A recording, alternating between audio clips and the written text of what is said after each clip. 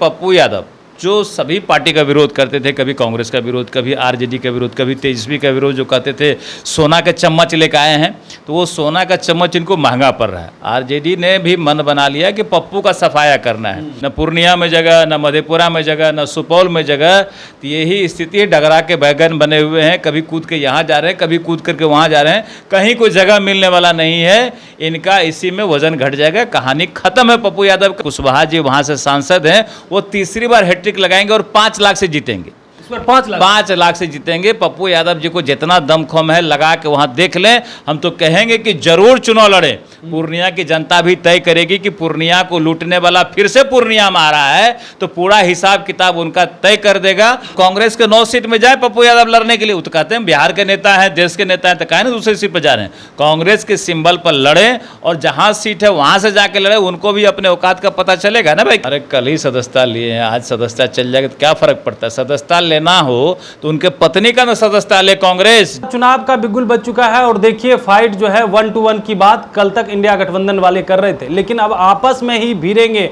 Purnia Lok Sabha seat जो है hot seat बन गया है। एक तरफ पप्पू यादव कह रहे हैं हम कांग्रेस के सिंबल से चुनाव लड़ेंगे, तो वहीं जो है बीमा भारती राजद के सिंबल से अपना नॉमिनेशन करने की बात कर रही है। पप्पू यादव ने साफ तौर पे कहा है कि हम नॉमिनेशन करने जा रहे हैं और कांग्रेस हमें सिंबल भी देगी, लेकिन कांग्रेस के लोग कह रहे हैं कि वो नॉमिनेशन अब नहीं करेंगे। इसी बात करने के लिए हमारे साथ बिहार सरकार के मंत्री हैं नीरज मबलू जी। कैसे देख रहे हैं जिस तरीका से घमासान मचा हुआ है इंडिया गठबंधन में?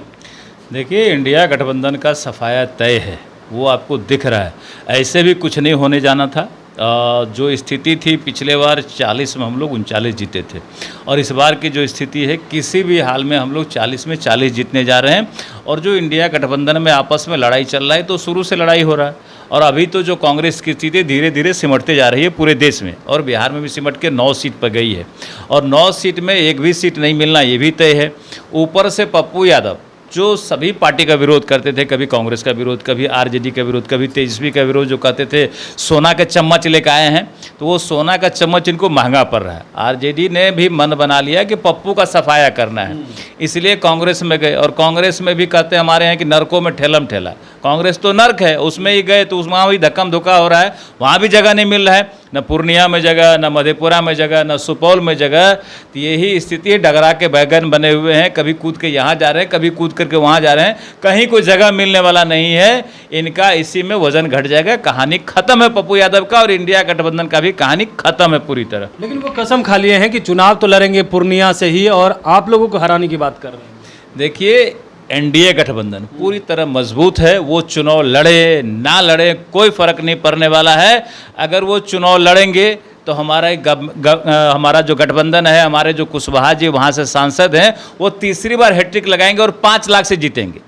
5 लाख से जीतेंगे। पप्पू यादव जी को जितना दमखम है लगा के वहां देख लें। हम तो कहेंगे कि जरूर चुनाव लड़ें। पूर्णिया की जनता भी तय करेगी कि पूर्णिया को लूटने वाला फिर से पूर्णिया में आ रहा है, तो पूरा हिसाब किताब उनका तय कर देगा।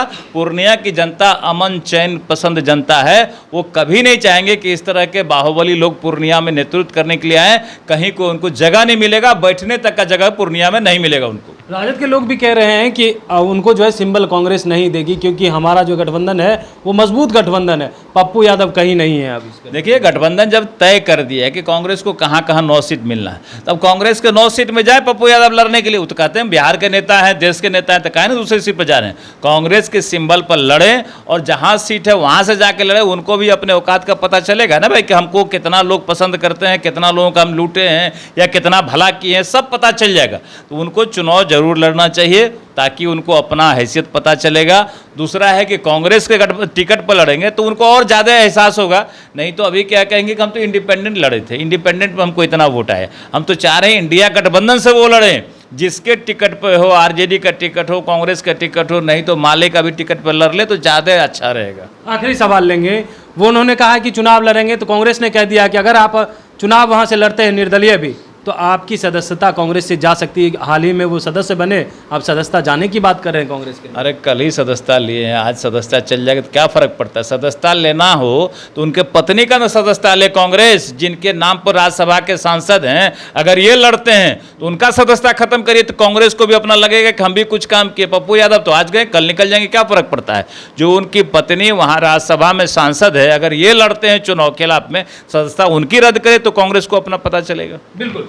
तो सुन रहे थे क्या कुछ कह रहे थे बिहार सरकार के मंत्री नीरज कुमार बबलू। उन्होंने साफ तौर पे कहा है कि देखिए पप्पू यादव अगर निर्दलीय चुनाव लड़ते हैं, उनकी सदस्यता लेने की बात कांग्रेस कर रही है, तो उनका नहीं, उनकी पत्नी का सदस्यता ले लेना चाहिए। कमलेश कुमार, लाइव बिहार, YouTube पर सब्सक्राइब और Facebook पर लाइक जरूर करें।